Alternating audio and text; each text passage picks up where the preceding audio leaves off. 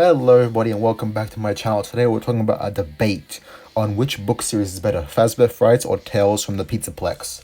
So Fazbear Frights started back in 2019 and ended in 2021, and Tales from the PizzaPlex started back in 2022 and ended recently in September 2023.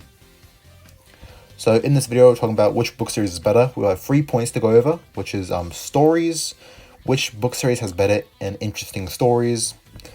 Then our second point is characters. Which book series has cooler, creepy, and more important characters? Important meaning like important to the games, such as the Mimic. And then our final point is contribution to the games. So Tales from the PizzaPlex introduces the Mimic. Into the Pit says a time stamp for the missing children's incident being 1985. So let's get started with the first point, which book has better stories. Fazbear Frights, in my opinion, kind of fell off after the 7th book. None of the stories were good after that. That's just my thought. The good stories from Fazbear Frights mainly were at the start of the series, which were like Into the Pit, Count the Ways, Fetch, Lonely Freddy, Out of Stock, Room for One More, Step Closer, and Man in Room 1280. These stories had like cool ideas, cool characters, and actually gave us information about the games, such as Into the Pit and Man in Room 1280. Bad stories from this series include like In the Flesh, such a weird story and just like not important or doesn't like add anything to the series. In my opinion, as I said before, the entirety of books 7 to 12. Well, not really the entirety, but like there was only a couple stories from those books. There's like final 7 or 6 books that were good. Like some of my favorites from that era of Fazbear Frights were like Sea Bonnies and The Cliffs, which are like some really good stories. Even though Sea Bonnies has like an outrageous idea, like who would think of Sea Bonnies? But like it's a good story, like surprisingly. So even like the Stitch Wraith epilogues kind of got worse as the series went on, with like Eleanor just randomly appearing as the main villain in like the later books, like the later epilogues, instead of like, the Stitch Wraith or William Afton being that huge amalgamation of the Spring Bunny parts and stuff, and they get pushed into a lake. But Eleanor just appears and says that she has done every single part of the past events, like the Plush Trap Chaser. Now onto Tales from the PizzaPlex. I have not read every single Tales from the PizzaPlex book, just to say that. I've only read about half of them. The first 2, Submechanophobia, Nexie. Read some summaries though, and that's all my knowledge about them. But I have heard that the series is actually pretty good. Well, some stories are good, some stories are just horrible apparently. When I first read Lally's Game, like the first 3 stories from Lally's Game, Frailty, Under Construction, and obviously Lally's Game, I was not a big fan of them. None of them were good in my opinion. So I thought the book series was going to be completely horrible, but Haps actually surprised me. Good stories from Tales of PizzaPlex include like Haps, B7, Submechanophobia, Animatronic Apocalypse. Even though that story was good, it had a bad ending in my opinion. Of course, the best story in the series is obviously The Mimic. I read that pretty recently and it was really good. I actually like the story a lot. Probably my favorite story from the series. Like also includes bad stories such as Lally's Game, Frailty, Under Construction, and Drowning. Not a big fan of those 4 there. Those are some I've read, and I'm just not a big fan of them. Speaking of the Mimic, the epilogues are actually pretty good as well, showing like the story of the Mimic being underground the PizzaPlex, being the Freddy Fazbear's Pizza Place location from FNAF 6, and like ripping apart all the workers and the teens and stuff. They're just really cool stories. At least Eleanor wasn't behind it the whole time. So yeah, I still have to read a couple of the Tales from the PizzaPlex books, but I'm thinking they're going to be pretty good. Now onto our second point, the characters.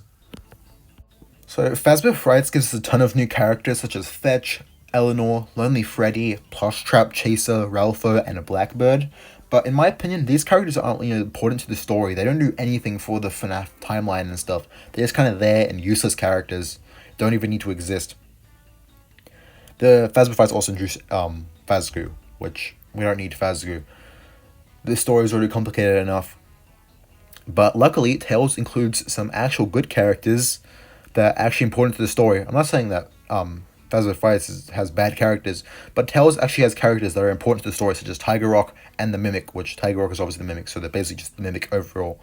And as you know, the Mimic is the brand new villain of FNAF, basically, from Hell Wanted and Security Breach and Ruin. Tales also includes GGY, which talks about Gregory being patient 46, and basically just a case study of Gregory himself. So that gives us more information about Gregory and who he is. So that's also important to the games. Tales also introduces some other characters such as the Bobby Dots, Haps, Lally, and the Water Park animatronics from Submechanophobia. They're not really important, but they're just kind of there. They just kind of give more information about Fazbear Entertainment and some past like events from the PizzaPlex, like the PizzaPlex from the future before the events of Security Breach. So they just kind of give like events like that, such as the Bobby Dots being the Fazplex towers, like the apartment buildings, Haps being a part of Fazbear's fortress, Lally being a part of I think it was like Lally's hide and seek, whatever it was, and the water park animatronics being a part of like another Fazbear attraction as the Fazbear Water Park. I'm pretty sure it was called. I don't think that was actually connected to the PizzaPlex. It was just kind of a random thing, but it was still a good story. I liked Kind a lot. But like as I said, the white tiger head being in the storyteller's tree and also being the mimic, and like the white tiger being David's plush tiger from the mimic story, and the mimic obviously being introduced in the epilogues, and then in appearing in its own story called the mimic, and then finally being revealed in Ruin with its own full design. So for our final point, contribution to the games.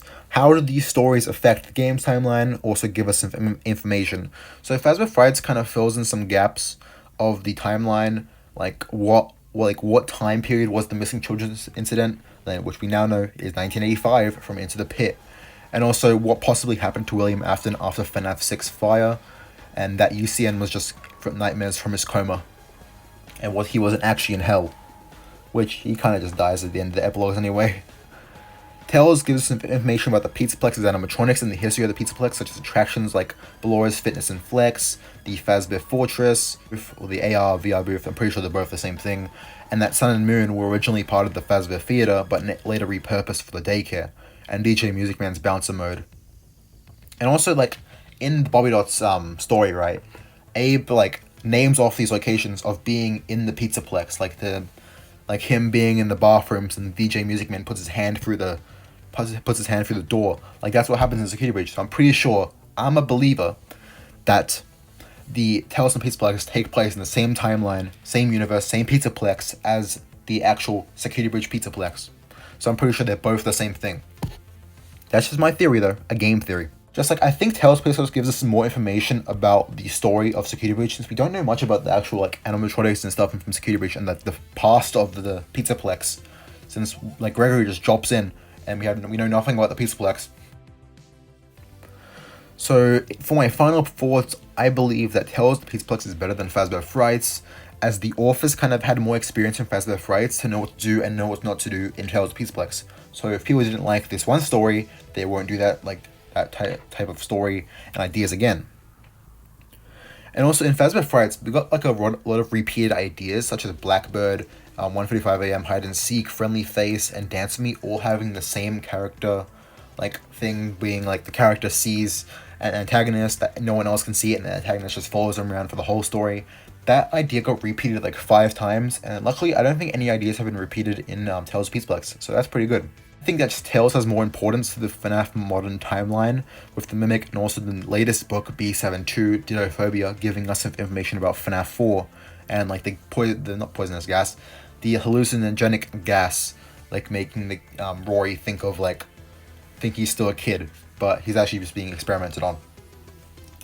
So yeah, that is going to be the end of this like little debate thing here. I just wanted to make a video on this since I realized that Fazbear Frights isn't really that good anymore. It wasn't that good in the first place, to be honest. Like the later books kind of sucked. But I just wanted to talk about that. And also, since Tales of PizzaPlex has just recently ended. So if you don't agree with me, I think that Fazbear Frights is better, you can put that in the comments. I'll probably heart your comment. Thank you for watching. I'll see you guys next video.